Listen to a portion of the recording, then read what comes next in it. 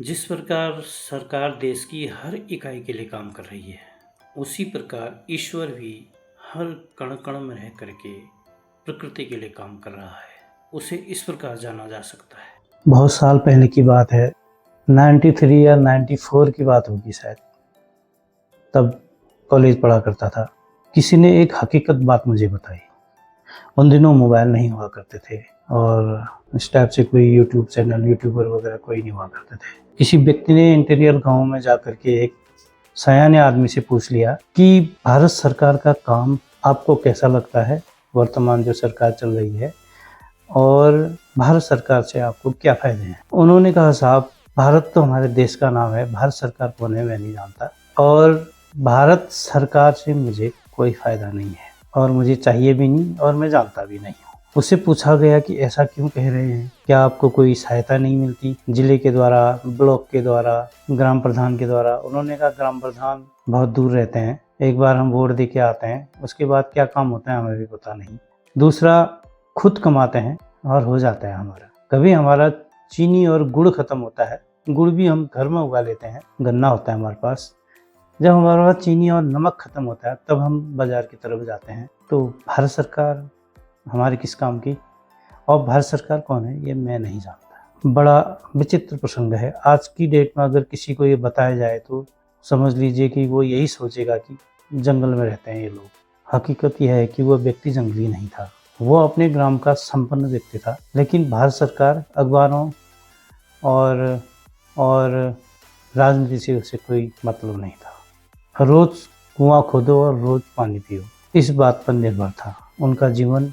हमारे वक्त में भी बहुत कुछ लगभग ऐसे ही था। पिथौरागढ़ के लोकल एरिया में रहते हुए भी हम लोग भी लगभग ऐसे ही जिया करते थे।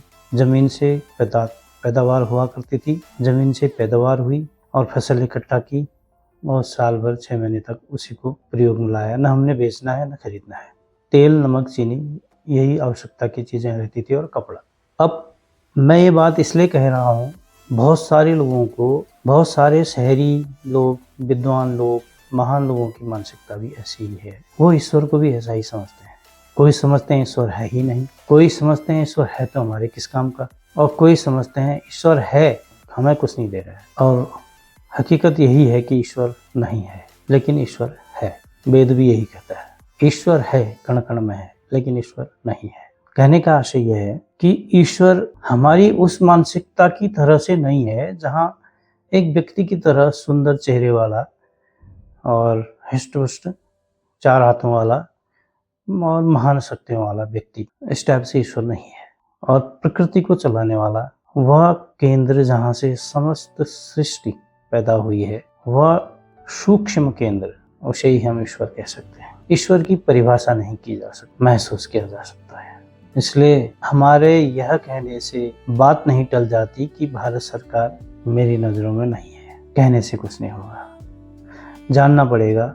जिस प्रकार से भारत सरकार सारा काम देश के लिए कर रही है, देशवासियों के लिए कर रही है, लेकिन भारत सरकार फील्ड में नहीं है। किसको कहोगे आप भारत सरकार? जितने भी लोग हैं सब नुमाइंदे हैं उसके, सब कर्मचारी हैं। प्रधानमंत्री, मंत्रालय सारे उसके अधीन हैं, कानून उसके अधीन है, लेकिन वो सरकार है कहाँ? लेकिन है सरकार फिर भी, लेकिन फील्ड में वो दिखने वाली सरकार है नहीं। हम नुमाइंदे जाते हैं, एकजुट होते हैं और सरकार बना लेते हैं।